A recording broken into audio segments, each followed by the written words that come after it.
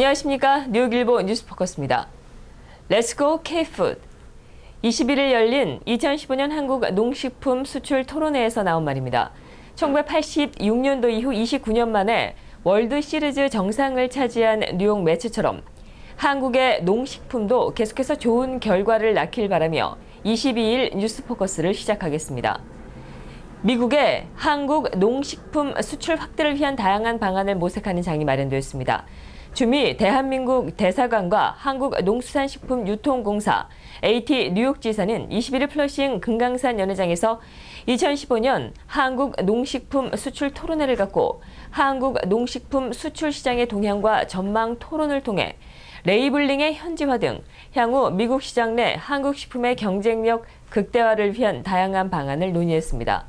이날 박병홍 농무관은 21일 수출 애로타겟 지원센터 개소식을 가졌다며 이 지원센터는 말 그대로 관련 업계 애로사항을 청취하는 곳이라며 이를 통해 현장의 소리를 직접 듣고 이를 적극적으로 반영해 개선책이 필요하다면 이를 수용해 나가겠다고 말했습니다.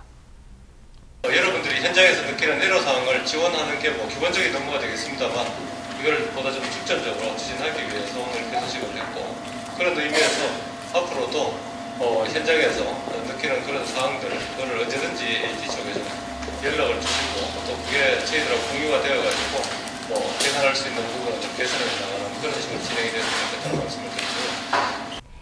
이날 주재 발표에 나선 신형곤 AT 뉴욕 지사장은 대미 농림수산식품 수출 실적이 지속적으로 증가하고 있다는 점을 강조했습니다.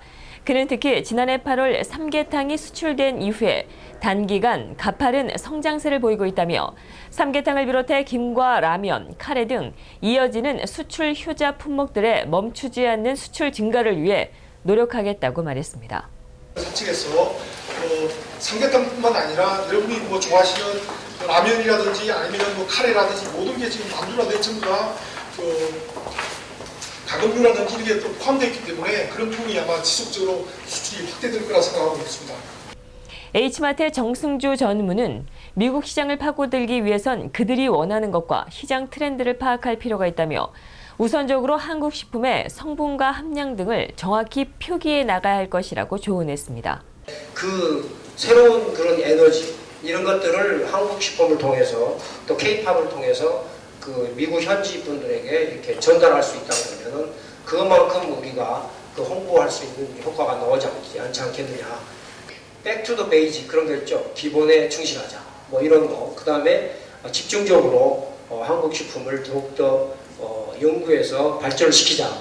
그래서 아까 잠깐 제가 비슷하게 걱정하고 있는 것 중에 다른 나라들, 우리를 따라오고 있는 다른 사람들이 우리하고 비슷한 제품을 만들어서 따라오기 전에 우리가 좀 더 집중해서 한국 식품이 더욱더 발전될 수 있도록 여기 계신 분들이 더욱더 열심히 해서 한국 식품 수출이 더욱더 증대됨으로써 또 한국 식품과 K-팝이나 모든 것들을 통해서 한국의 위상이 더 올라갈 수 있는 그런 계기가 됐으면 좋겠습니다. 이날 토론회에는 H마트 정승주 전무가 한국 농식품 수출 증대를 위한 현지화 전략과 과제라는 발표 이외에도 현지 마켓 전문가로 특별하게 초청이 된 스타포드 푸드의 데이빗 창 사장이 미국 식품 시장의 동향과 시사점에 대한 설명을, B&H 박병렬 관세사가 한국 농식품 수출 환경의 변화와 농식품부와 AT의 수출 지원 제도 등에 대해 설명했습니다. 재외국민이 참여해 목소리를 낼 수 있는 기회가 다가오고 있습니다. 내년 4월 13일에 치러질 한국의 제20대 국회의원 재외국민 선거를 앞두고 뉴욕 총영사관이 재외선거관리위원회를 꾸린 가운데 지난 16일 선출된 박재진 재외선관위원장과 이환규 부위원장이 곧 시작되는 재외선거인 신고 신청 동료를 위해 21일 뉴욕일보를 방문했습니다. 내가 미국에 살고 있으니까 한국에다가 왜 투표할까 생각하시는 분들 많이 계실 것 같은데요. 네, 이제 한국과 미국은 여기 우리 한인 사회는 한국과 미국 양쪽으로부터 영향을 받는 그런 이민 사회입니다. 그 이민 사회이기 때문에 한국에서 벌어진 일들로부터 자유로울 수만은 없습니다. 그래서 그런 일들 또 우리 고국이 잘 나갈 때 우리 또 그 한인 동포들도 같이 힘을 얻고 같이 살아갈 수 있지 않습니까? 힘을 갖고 살고 있습니다. 그래서 한국에서 있는 정치, 우리도 거기에 선택하는데, 결정을 하는데 역할을 하셔야 됩니다. 재외선거인 신고 신청은 11월 15일부터 시작해 내년 2월 13일까지며 기간 중에 신고 등록을 마쳐야 선거에 참여할 수 있습니다. 현행 한국 선거법상 아직 재외선거인 영구 명부제가 시행되지 않아 이전 재외선거인 신고 신청을 마쳤다고 하더라도 이번 투표 참여를 위해 다시 재외선거인 신청을 해야 합니다.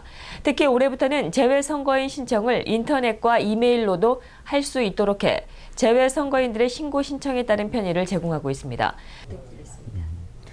네, 이번 11월 15일부터 재외선거 신고 신청 기간이 시작됩니다. 이번 신고 신청 기간에는요, 특히 인터넷에 한 신고 신청이 도입되어서 상당히 편리하게 신고 신청할 수 있습니다. 인터넷에서 신고 신청할 때는 기존의 그 여권이나 인주권 증명서 또는 이제 비자 사본을 첨부할 필요 없이 바로 인터넷 홈페이지에 들어가셔서 입력하시면은 간편하게 신고 신청을 할 수가 있습니다. 이번 11월 10월부터 많은 재외국민들의 참여를 부탁드리겠습니다.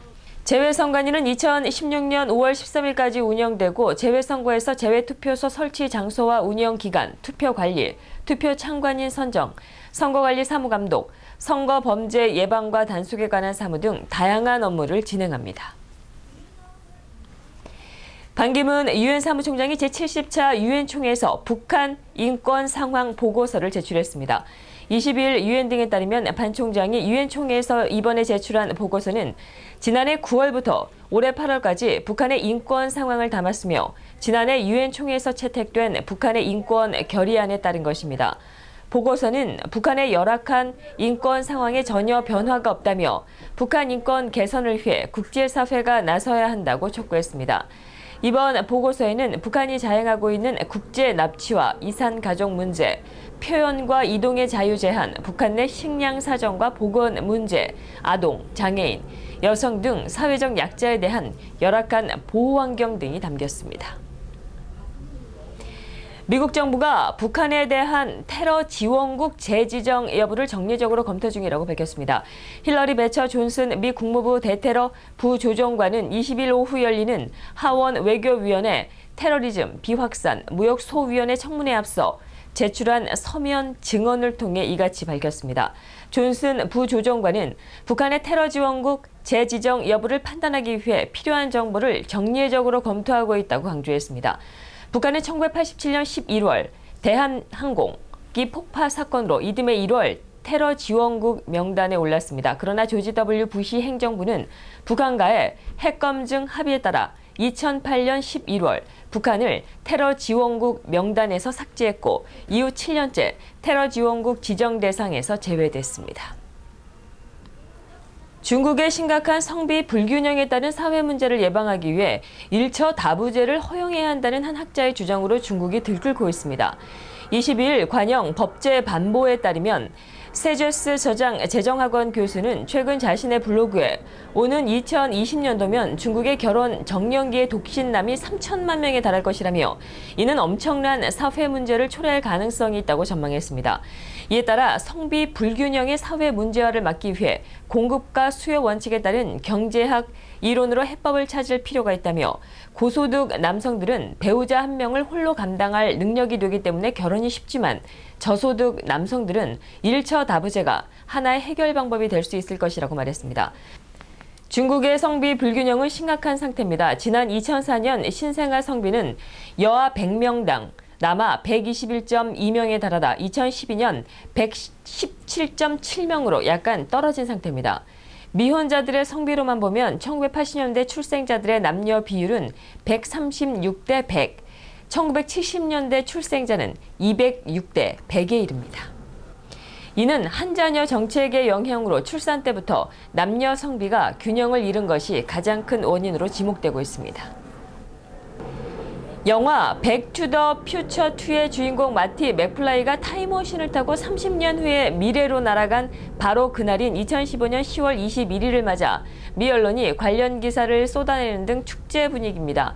바락 오바마 대통령까지 나서 축하 메시지를 띄우는 등 일반 팬은 물론 업계와 영화 팬, 대선 주자들 사이에서도 다양한 이벤트와 축하 행사가 잇따르고 있습니다. USA 투데이 등에 따르면 오바마 대통령은 이날 공식 트위터에 해피 백 투 더 퓨처 데이라는 인사와 함께 당시 영화에서 꿈꿨었던 미래를 지금 우리가 살고 있다는 사실을 생각이나 할 수 있었을까라며 글을 올렸습니다. 스포츠 용품 업체인 나이키는 영화에서 마티카가 신고 나온 것과 똑같은 모양의 스니커즈를 이날 전격 공개해 눈길을 끌었습니다. 영화 속에서 30년 후 미래로 간 마티카가 운동화 속에 발을 집어넣자 자동으로 끈이 조절됐던 바로 그 제품입니다. 나이키는 이 스니커즈를 내년 봄 한정판으로 제작 경매를 통해 판매할 것이라며 그에 앞서 첫 번째 시제품을 폭스에게 선물로 전달했다고 밝혔습니다. 생선과 채소 위주의 지중해식 식사를 하게 되면 뇌의 노화를 5년가량 늦출 수 있다는 연구 결과가 나왔습니다. 21일 영국의 일간 가디언에 따르면 이한구 교수가 이끄는 미 컬럼비아 대학 연구팀은 뉴욕 맨해튼 북부에 사는 평균 80세 노인 674명의 뇌 부피를 분석해 이 같은 결과를 얻었다고 밝혔습니다. 연구 결과 육류와 낙농 제품을 평균보다 적게 먹은 대신 생선과 채소를 평균보다 많이 먹은 지중해식 다이어트를 한 노인들은 뇌 부피가 그렇지 않은 노인들보다 크고 뇌의 노화 속도도 더뎠습니다. 구 교수는 지중해식 다이어트를 한 노인들과 안 한 노인들 간의 뇌의 노화 속도가 5년가량 차이가 났다며 건강한 식생활을 하면 뇌 수축을 막고 뇌의 노화 속도도 더디게 할 가능성이 있다고 말했습니다. 뇌의 노화를 늦추는 데는 특히 생선을 정기적으로 섭취하고 육류를 줄이는 게 효과적이었습니다. 이상으로 뉴스 포커스를 모두 마치겠습니다. 시청해주신 여러분 고맙습니다.